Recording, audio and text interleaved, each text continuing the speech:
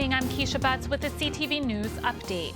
The COVID numbers keep climbing. Maryland has set a record for the daily number of COVID cases, reporting 3,792 today. The previous high of 2,910 was set back in mid-November. The virus has killed more than 4,600 Marylanders, including 24 today.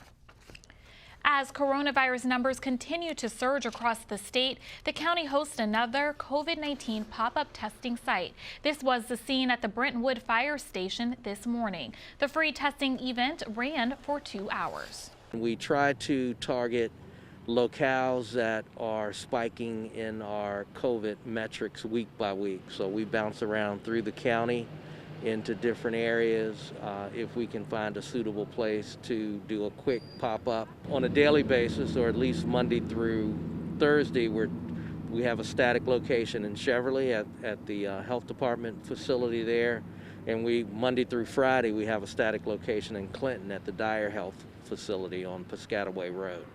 So those are there all the time. The pop-ups are just a targeted tactic that we use to try to get more people tested. Check the County Health Department website for more information on testing dates. Wear your mask, social distance, and wash your hands frequently. It's a message we've been hearing since the pandemic began. President-elect Joe Biden is again asking the public to heed the advice of health professionals. During an interview with CNN last night, Biden said once in office, he'll implore Americans to mask up. I'm going to ask the public for 100 days to mask. Just 100 days to mask. Not forever, 100 days. And I think we'll see a significant reduction if we occur that occurs with vaccinations and masking to drive down the numbers considerably. The president-elect says he will get a COVID vaccine when it's available to the public. Lawmakers on Capitol Hill agreed to remove symbols of the Confederacy from U.S. military bases. The provision was included in the National Defense Authorization Act, which passed in both chambers of Congress. The measure calls for, among other things, for the removal of symbols, including displays, monuments, and the names of Confederate leaders from military bases. 3 of them are in Virginia. Vice Chair of the House Armed Services Committee and Army veteran Anthony Brown says the provision goes far beyond military bases. The Defense Authorization Bill this year, we call for the mandatory removal of all names, not just the 10 Army installations, but all Department of Defense property. There's a USS Chancellorsville, which was named after a battle in which the Confederacy was successful. There's a hall at the Naval Academy and barracks at West Point. There are roads and streets and buildings named after Confederate traitors. All of those within 3 years will be renamed. President Trump has threatened to veto the bill, but Brown says he believes the votes are there to override it if need be. The Prince George's Police Reform Work Group submits its final recommendations report to County Executive Angela Alsobrooks. Alsobrooks established the group through an executive order in July. It was tasked with conducting a comprehensive study and review of the Prince George's Police Department, including hiring, training, and use of force policies. The work group also provided input on the county's search for a new police chief. A Prince George's lawmaker says the county could likely see a reduction in services next year. Councilmember Mel Franklin says lawmakers haven't received revenue estimates yet. However, he says the pandemic will impact next year's budget. We have residents that rely on critical public services, public safety, transportation, services for seniors and youth, human services, social services, services for our most vulnerable populations.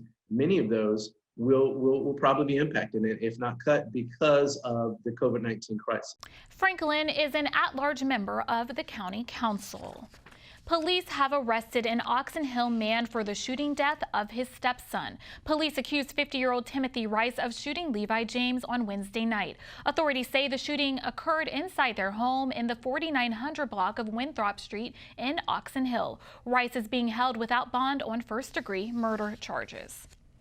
Postal inspectors are investigating mail thefts in Prince George's County. One incident happened here at the Glendale Post Office in March. Another similar incident happened in September at the Bowie Post Office.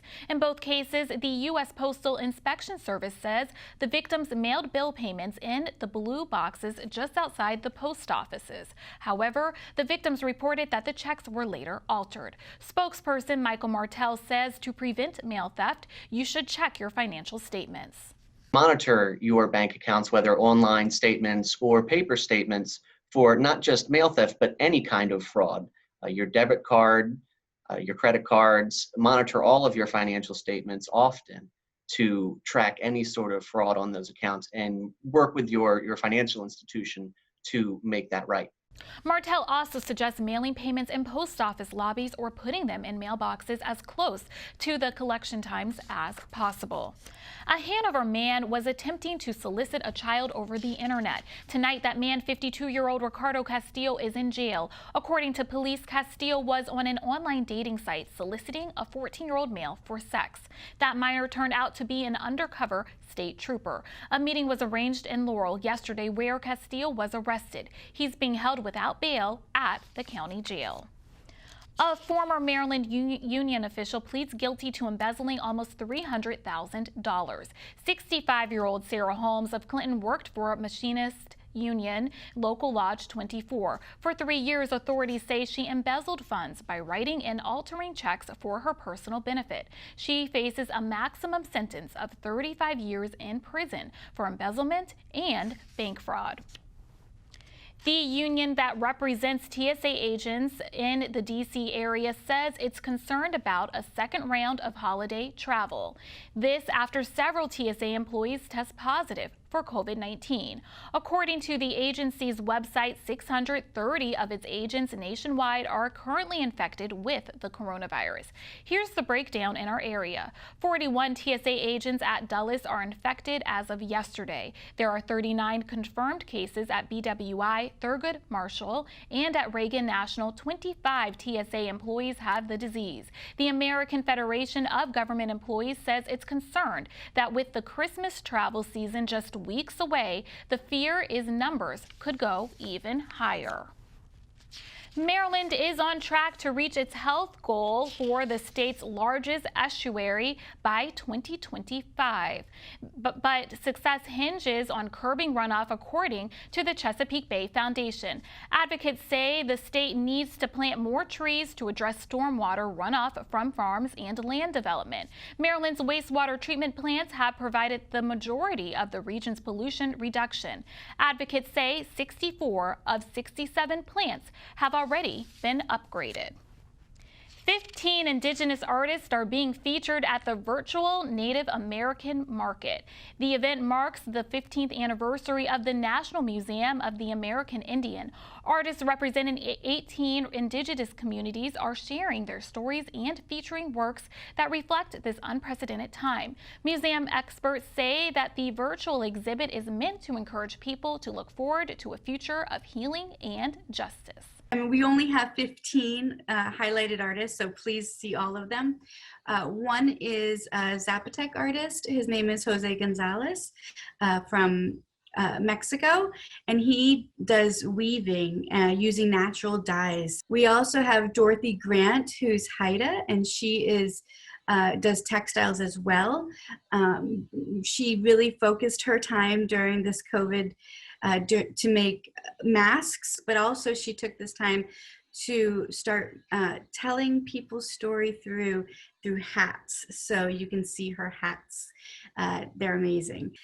All the artists depend on the markets, you know, for their livelihoods, and all the markets shut down. There was one market this year, one native market that happened early in March, and that was it. Everything else got canceled. So this is the time that we wanted to just highlight that they are still here and they're producing amazing work. For more information on the program, log on to nmai.si.edu and search Healing Through Native Creativity.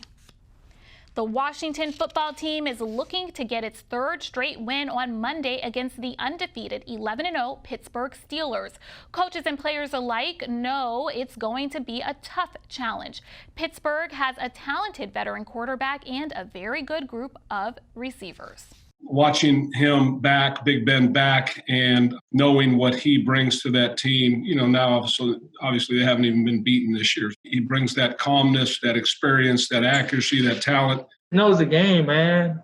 Just the way guys like that who played for so long, you can look at your defense, look at your safeties, look at your linebackers, and kind of, know what you're doing before the play even starts. So we have to be good at disguising, giving them certain different looks, making them uncomfortable in the pocket and things like that. But Juju is a big physical receiver.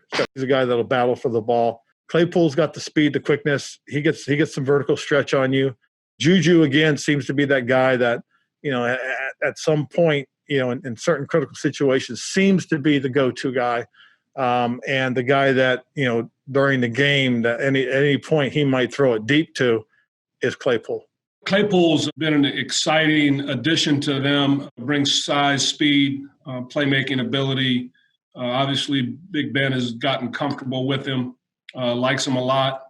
I think Juju, he's established himself. The guy's a really good football player, very physical, tight end, receivers, backs. They've got very capable people. And obviously with Big Ben pulling the trigger, it makes them very formidable. The Steelers have won the last 6 games against Washington going back to 1997. Well, let's get a quick check on our 3-day weather forecast. Tonight, rainy with patchy fog throughout the night with a low around 42 degrees. Saturday, early morning showers are likely, clearing later in the afternoon. Daytime temps reach a high near 47 and a low around 32. Sunday, sunny with a high near 43 and a low around 30 degrees. Monday, mostly cloudy with a high near 41 and a low around 30. And now for the community calendar. Attention parents, does your scholar still need shots for school? Prince George's County Public Schools will host free immunization clinics throughout the month. Here is the list of schools and dates available for students to receive their shots. Bladensburg, Fairmont Heights, Northwestern, and Oxon Hill High Schools will be open December 2nd, 7th, 9th, 14th, and 17th. Check the schools for hours of operation. Bladensburg will host an extra clinic on December 5th from 9 a.m. to 2 p.m. Families must register online for an appointment. For more information, visit pgcps.org. And that wraps up our newscast. Join us again on Monday at 4:30. Have a good night. For the latest information on COVID-19 in Maryland, visit the State Health Department website. That's health.maryland.gov. Again, health.maryland.gov. Click the link to the COVID-19 information portal. There you'll find all the latest information about coronavirus. You'll find daily updates on cases and fatalities. Answers to questions about testing and the governor's stay-at-home order are available as well. For specific information about Prince George's, visit PrinceGeorgesCountyMD.GOV. That's PrinceGeorgesCountyMD.GOV. The site offers information about local services for residents and businesses. There's a link for COVID-19 relief donations. Also, food pantry locations are listed. And if you have any questions, call the county COVID-19 hotline at 301-883-6627. That's 301-883-6627.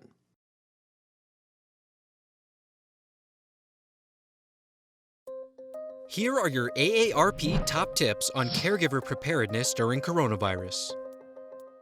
First, form a caregiving team. Create a list of people in your family and friend network who can help with caregiving tasks. Take an inventory of supplies in your loved one's home. Try to have a 2-week supply of essential items. Make a list of the care recipient's medications and medical contacts. Be sure to have prescriptions on hand and ask the pharmacist for an extra 30-day supply. Make a plan to stay connected. To prevent social isolation, set up available technology to help loved ones stay connected and schedule regular chats. Finally, maintain your own self-care. Follow the Centers for Disease Control's guidelines for coronavirus safety. And have a backup plan for care in case you become ill. For more caregiving tips during the coronavirus pandemic, go to aarp.org/caregiving.